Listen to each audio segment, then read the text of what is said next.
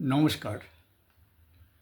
আগামীকাল আমাদের পশ্চিমবঙ্গের প্রথম দফার বিধানসভা ভোটের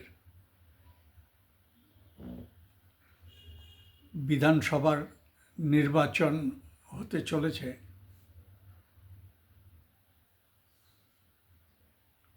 নমস্কার।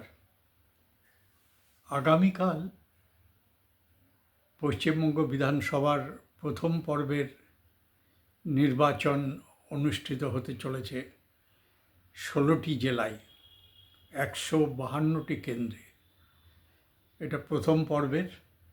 এর মধ্যে আমাদের জেলা অর্থাৎ মালদা জেলাও এর মধ্যেই অন্তর্গত।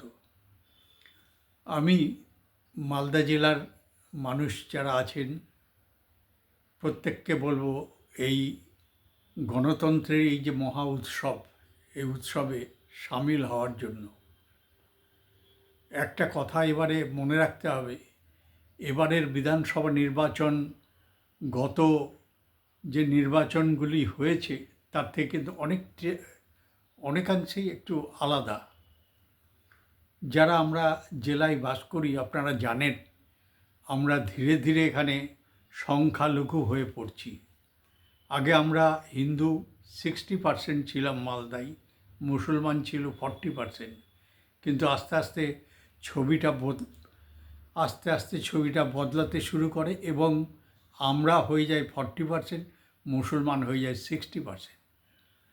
আর ভোট দেওয়ার সময় আরেকটা জিনিস লক্ষ্য করা যায় যে মুসলিমরা কিন্তু 95% থেকে 98% ভোট কাস্ট করে, অর্থাৎ ভোট দান করে, কিন্তু হিন্দুরা সে জায়গায় 65%-এর খুব বেশি হলে সামান্য একটু বেশি ভোট তারা কাস্ট করে।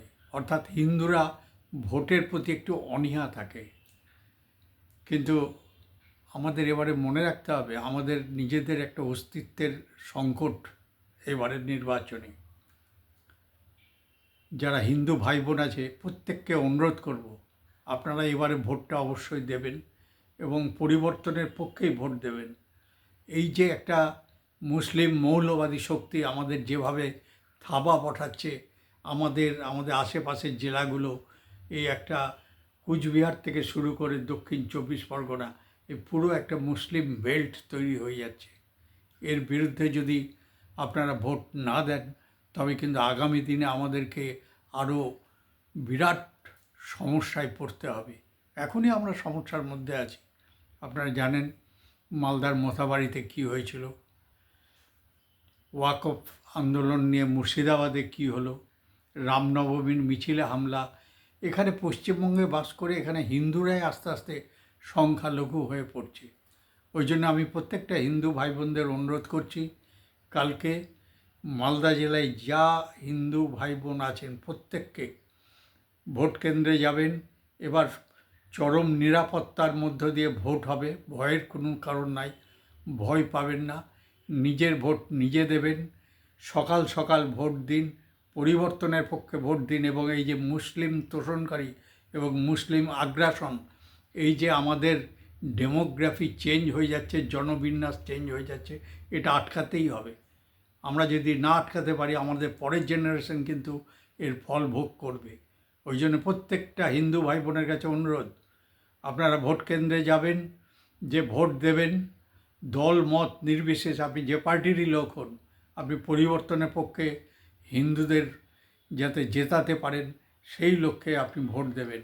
আপনার ভোট আগামী দিনে আমাদের পশ্চিমবঙ্গে হিন্দুদের অস্তিত্ব থাকবে কি থাকবে না সেটা ঠিক করবে, তার সঠিক নিদর্শন দেবে। এটাই আপনাদের কাছে আমার অনুরোধ। হিন্দুরা যারা আছেন হিন্দুরা ঐক্যবদ্ধ হন, নাহলে কিন্তু আগামী দিনে খুব বিপদে পড়বেন। তাই বলছি ভোট দিন, পরিবর্তনের পক্ষে ভোট দিন, প্রত্যেকটা হিন্দু ভোট দিন। এবার হিন্দু ভাই বোন ভোট দিন, বিরত থাকবেন না। চরম গরমের মধ্যেও ভোট দিতে হবে, যেটা মুসলিমরা করে সেটা আপনারাও করুন। করে পশ্চিমবঙ্গে একটা হিন্দুদের একটা সংখ্যাগরিষ্ঠ একটা সরকার তৈরি করুন, যাতে হিন্দুরা এখানে নিজের মাথা উঁচু করে বসবাস করতে পারে, ধর্মাচরণ করতে পারে এবং তারা তাদের নিজস্ব একটা আইডেন্টিটি তৈরি করতে পারে এবং আস্তে আস্তে এই যে অনুপ্রবেশ সংক্রান্ত যত সমস্যা এগুলো সমাধান করা যায়। এই কটা কথা বলে আপনাদের সকলকে নমস্কার জানাচ্ছি। আগামীকাল আপনারা ভোট দিন, নিশ্চিন্তে ভোট দিন এবং আশা করি পশ্চিমবঙ্গে এবার একটা পরিবর্তন হবে। সকলকে নমস্কার জানিয়ে ছোট্ট একটা অনুরোধ আমি এখানটাই শেষ করলাম।